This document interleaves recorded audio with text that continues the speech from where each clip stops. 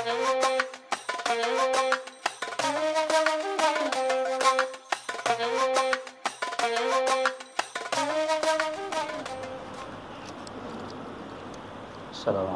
warahmatullahi wabarakatuh. Alhamdulillah, asyhadu an la ilaha illallah wa asyhadu anna sayyidana Muhammadar Rasulullah. Allahumma salli ala sayyidina Muhammad wa ala alihi wa sahbihi ajma'in. Amma ba'du, qala Allah ta'ala fi kitabihil karim, bismillahirrahmanirrahim, fa'alam annahu la ilaha illallah. Wa qala an-nabiyyu sallallahu alaihi wasallam, awaluddin ma'rifatullah, sadaqallahul azim wa sadaqa nabiyul karim. Dengan rahmat Allah, pada malam yang berbahagia ini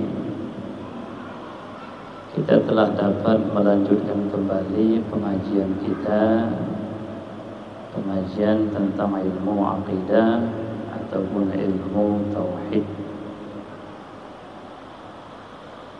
Dan selanjutnya kata musannif, wal wahdaniyatu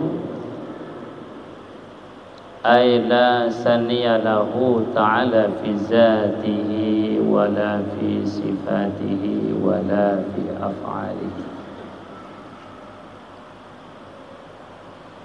Artinya yang keenam daripada sifat yang wajib bagi Allah Ta'ala wahdaniyah. Artinya esa pada zatnya dan esa pada sifatnya dan esa pada perbuatannya, karena diambil dari tafsir musannif itu.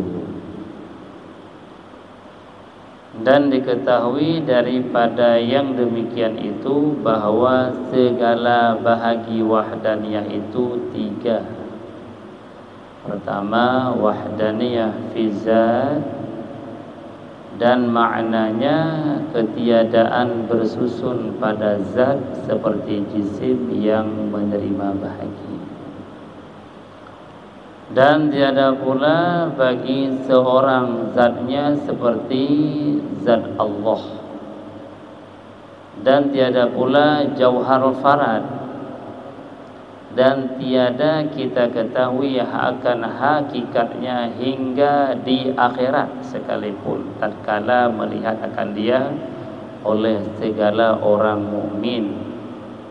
Maka yaitu ibarah daripada nafi kam muttasil fi zatnya, artinya tiada dapat zatnya itu dibelah atau dikerat, dan nafi qam munfasil, dan nafi pula kamunfasil pada zat, dan yaitu tiada zat yang lain itu seumpama zat Allah.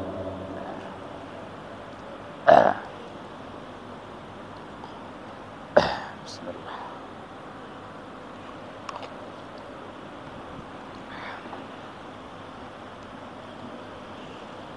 Dan selanjutnya kita sudah memasuki sifat yang keenam daripada sifat yang wajib kita kenal bagi Allah Ta'ala. Ada 20 sifat secara terperinci. Yang pertama sifat wujud sudah, yang kedua sifat qidam sudah, dan yang ketiga sifat baqa sudah, dan yang keempat sifat mukhalafatul hawadis sudah, dan yang kelima sifat qiyamu binafsin pun sudah. Malam ini sudah masuk pada sifat yang keenam, yang nama sifatnya itu wahdaniyah. Apa nama sifatnya? Wahdaniyah. Maka sifat yang keenam, sifat yang wajib bagi Allah, disebutkan nama sifat itu wahdaniyah. Arti wahdaniyah itu Allah itu esa pada zatnya dan esa pada sifatnya dan esa pada perbuatannya. Menurut tafsiran ulama tauhid, dalam kajian wahdaniyah itu terbagi kepada 3 pembahagian. Yang pertama, wahdaniyah pada zat, pada dirinya Allah. Yang kedua, wahdaniyah pada sifatnya Allah. Dan yang ketiga, wahdaniyah pada perbuatan Allah. Nah, ini yang pertama. Setelah itu, apa yang dimaksud dengan wahdaniyah Allah pada zatnya? Kita wajib meyakini, wajib mengimani bahwasannya Allah itu wahdaniyah esa pada dirinya, pada zatnya. Bagaimana pengertiannya? Maka pengertian wahdaniyah pada zat Allah Ta'ala dijelaskan oleh ulama tauhid bahwasanya zat Allah itu, dirinya Allah itu tidak tersusun dari bahagian-bahagian, tidak terdiri daripada bahagian-bahagian seperti berjisim, bertubuh. Itu enggak ada pada Allah. Jadi dengan disebutkan Allah itu wahdaniyah pada zat, maka terpahami oleh kita karena kita sudah belajar, maka nampak terus bahwasanya kita hadirkan dalam hati kita zat Allah yang kita sembah itu tidak terdiri daripada bahagian, tidak ada bertubuh, tidak ada bergonta, nggak punya kepala karena kepala bagian, tak punya tangan karena tangan itu bagian, tak punya kaki karena kaki itu bahagian. Itulah yang harus, yang wajib, yang mesti kita pahami waktu menyampaikan keesaan Allah pada dirinya. Maka terpaham zat Allah itu tidak tersusun dari bahagian. Itu pengertian esa dalam kajian ilmu tauhid. Bukan esa dalam bahasa biasa. Kalau bahasa biasa kita ini kan seorang diri, buah kita ada. Tapi diri kita ini walaupun sendirian bukan esa dalam kajian tauhid. Kenapa? Karena diri kita punya bahagian. Ada kepala, di bawahnya ada leher, bawahnya lagi ada bahu dan seterusnya dan seterusnya. Ini walaupun kita satu, tapi bukan esa dalam kajian akidah. Karena keesaan Allah dalam akidah itu sudah jelas, sudah terang disampaikan oleh ulama, oleh ahlinya bahwasanya keesaan Allah pada dirinya wajib kita pahami dan kita yakini dia tidak tersusun dari bahagian karena tidak berjisim, tidak bertubuh. Mau jelas? Tiangnya pikir, ente pikir tiang nada mau buah, bukan wahdaniyah atau walaupun kajian tauhid. Karena tiada bahagian bisa dibelah, dibagi itu. Tapi kalau sudah kembali kepada zat Allah, jangan pernah terbayang. Kalau terbayang berarti belum paham, wajib belajar lagi. Jadi ilmu tauhid sekadar awam enggak, sulit sekali dia memahaminya. Setelah paham, imani dan yakini, habis masalah. Jangan lagi bagaimana itu, jangan dibagaimanakan. Kalau urusan Tuhan itu paham, imani, habis. Jangan lagi kita pikir bagaimana itu, ini nggak boleh. Gue paham deh.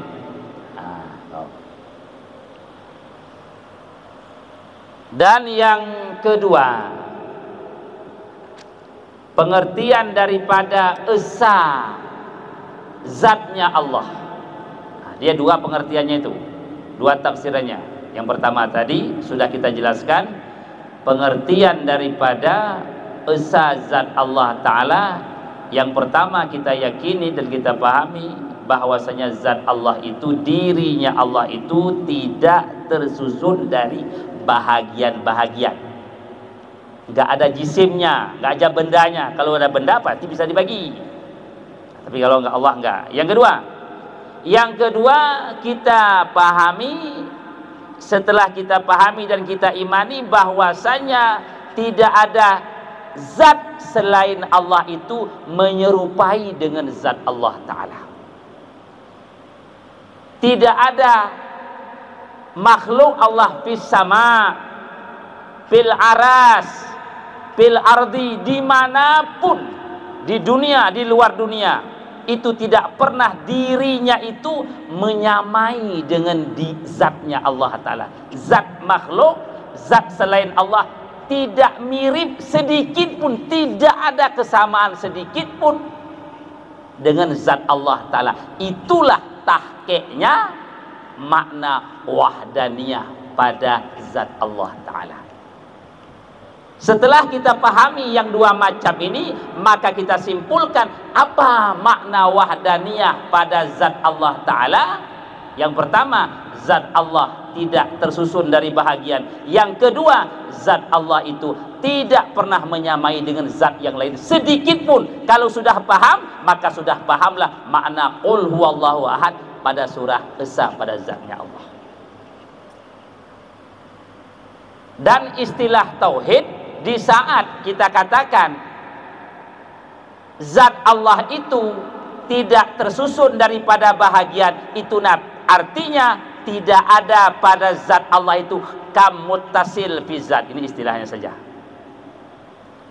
Di saat Allah itu kita katakan bahwasanya tidak ada zat yang menyerupai zat Allah, maka disebutkan istilahnya tidak ada kam mumpasil pada zat. Jadi dua kam tidak ada pada zat. Pertama, kam muttasil pada zat tidak ada. Yang kedua, kam mumpasil pada zat pun enggak ada. Kalau kita dua-duanya ada. Yang pertama, diri kita kam muttasil pada diri, pada zat. Kenapa? Diri kita punya bagian. Setiap yang punya bagian namanya kam muttasil. Ini kita ini apa namanya? Apa namanya?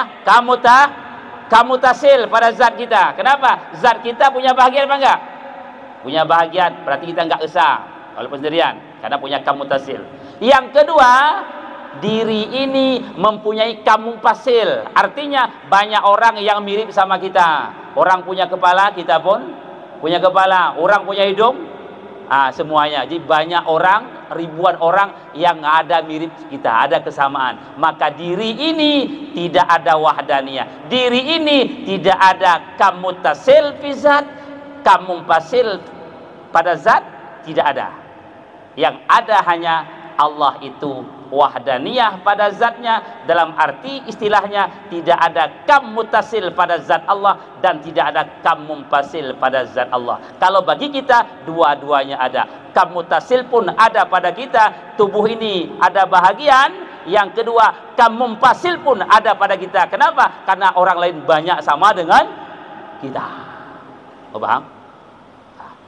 Dan zat Allah, ini ulang kembali, zat Allah itu tidak akan tahu selain Allah bagaimana hakikat zat Allah, sekalipun nanti sudah kita lihat di akhirat. Nah, ini yang hebatnya lagi, kita melihat Allah di akhirat, dijanjikan oleh Allah. Tapi perlu kita ketahui, walaupun sudah berulang-ulang kita melihat Allah, tapi kita tidak bisa mengetahui hakikat zat yang kita lihat itu. Pekainari peluar biasanya, pesempurnana, sangkin sempurnanya zat Allah, sudah nampak pun, sudah jelas pun, sudah terang pun, tapi belum dapat kita sampai pengenalan hakikat tentang zat Allah. Adakah selain Allah begitu? Enggak. Dia untuk baharu dia kita idah, kita tahu kan. Tapi kalau zat Allah sudah kamu lihat, tapi kamu belum sampai mengenal sebenar zat, walaupun sudah kamu lihat. Inilah tentang zat Allah Subhanahu wa taala. Ini tahap yang pertama, pembahagian esa pada zat. Besok kita sambung, ada esa pada sifat dan ada esa pada perbuatan. Kira-kira sampai di situ dulu pengajian kita dalam esa, kajian dalam esa pada zatnya Allah. barangkali ada yang kurang paham, silakan ditanyakan tentang itu tadi.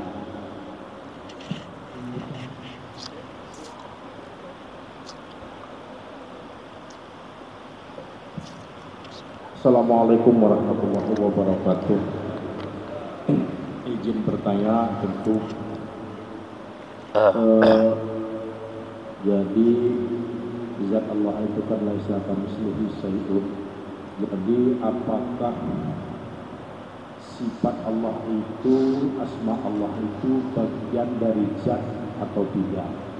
Apakah memang sifat dan asma itu terpisah dengan zat atau memang bergabung? Ketika kita apakah sudah di dalamnya termasuk asma dan sifat dari itu? Tolong penjelasannya.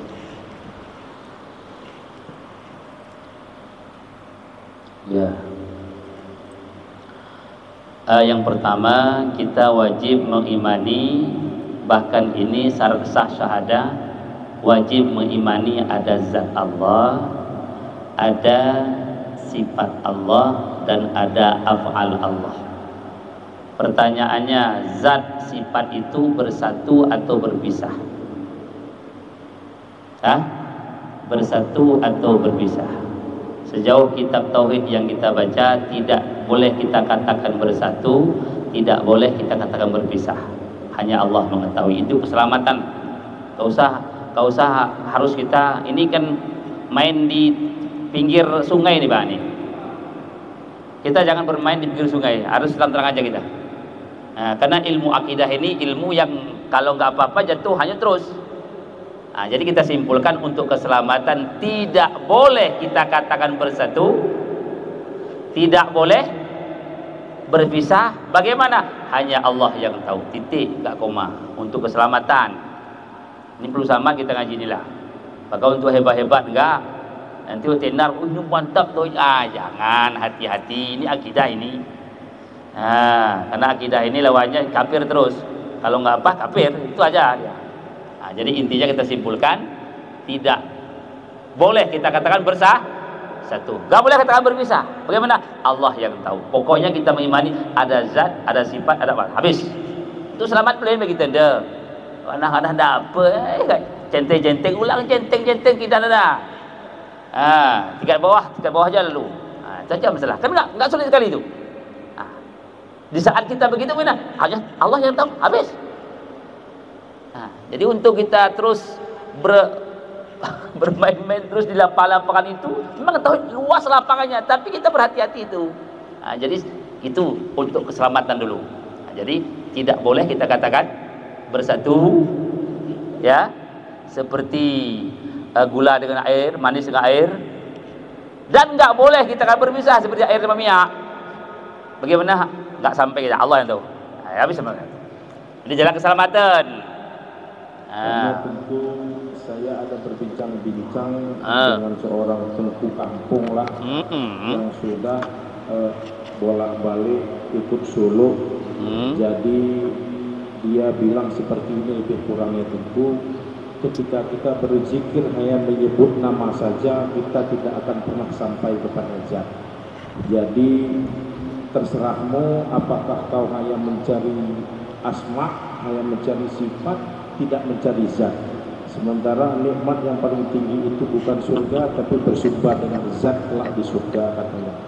Beginilah keterangan sehingga keingintahuan saya sedikit menggatal tentu tentang ini biar lebih puas dan pas rasanya tentu. Begitulah itu. Ya, memang betul. Surga yang paling nikmat itu bukan surga akhirat, surga ma'rifat. Surga ma'rifat itu bukan gampang kita dapatkan. Yang mengomong pun belum tentu dapat. Ngomong dia belum dapat itu. Sampai ke sana itu barang orang tertentu, orang betul-betul mujahadah. Syariatnya sudah pas. Tarikatnya bagus. Hakikat ma'rifat itu kan bereskan dulu sana, Pak. Kita ngomong tentang hakikat ma'rifat subuh pun tak kemana, wudu pun belum tentu. Takbir bagaimana kita bicara ke sana? Itu ranah orang-orang yang sudah pilihan lah. Cuma kita berharap ke sana, tapi harus dari bawah. Syariat dulu. Memang ada istilah orang tasawuf, ada tauhid af'al. Setelah kamu sampai tauhid af'al, akan diangkat oleh Allah tauhid asma. Setelah kamu diangkat oleh Allah tauhid asma, akan disampaikan kepada tauhid sifat. Setelah sampai tauhid sifat, baru tauhid zat la maujud illallah. Itu pun belum sampai, maqam baka baru sampai. Artinya maqam baka Allah pun terlihat, artinya kalau bahasa singkatnya maqam baka itu, ataupun orang yang sudah berdiri maqam baka itu adalah melihat bekasan setelah melihat yang memberi bekas. Kalau bahasa singkatnya melihat dunia setelah melihat Allah. Paham nih? Dunia ini bekasan perbuatan Allah. Orang makam baka itu apa? Lebih dulu dia melihat Allah dengan mata hatinya, baru melihat dirinya. Enggak begini kita. Panah habis sekali, panah habis kita. Setelah panah baru baka. Ini panah pun enggak pernah. Dia sudah baka, enggak boleh begitu. Panah itu gaib, hilang selain wujud Allah. Wujud dirinya pun menghilang dalam pandangan. Udahin kita gitu. Masuk kita kat jenteng sudah. Nyurok sorok, tapi kita tidak ada hadir.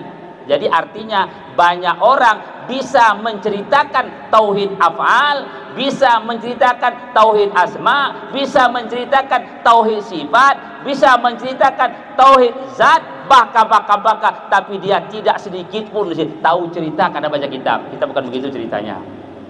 Kita harus hadirkan. Itu makanya orang yang sudah sampai ke situ, dia terus mengungkapkan rasanya. Dia tidak bingung menyampaikannya, karena perasaan terus disampaikan. Itu orang di situ, Pak. Kita benda, kita baca kitab. Pul kita baca, kan kita coba kalam. Kita kan menceritakan perjalanan orang, bukan kita sudah berjalan di situ. Itu banyak hari ini orang yang bisa menceritakan, tapi dia tidak di situ. Orang yang cerita ke Laos ke Jakarta, tapi tidak pernah ya. Boleh ni cerita ke sorok ya. Kadang gini cerita kalau gosok. Jadi intinya memang betul. Tapi ingat, untuk jalan ke sana harus dari bawah. Syariatmu dan tarikatmu perbaiki. InsyaAllah kalau dua ini sudah mantap, akan diangkat sampai hakikat dan makrifat oleh Allah Ta'ala. Tapi enggak, jangan mimpi. Ulang pernah bermimpi de malot nge beke ni ulang mimpi lemak sayur dah. Enda no lemak sayur nanti tu. Tapi ni ini musuh mati ma cerita ame ni. Lemak ni pe mangkon lemak gai. Lemak dah pari. Begini baik. Jadi kita belajar tauhid untuk keselamatan belit. Begitu. Dia kalau dia perjalanan kau jelas barangkali. Main tauhid dia di agak payah-payah karena ia uya amalan, keyakinan. Dia fikir itu amaliyah ya. Ini tak kerjakan ya, paham yakini habis. Sekian, assalamualaikum warahmatullahi wabarakatuh.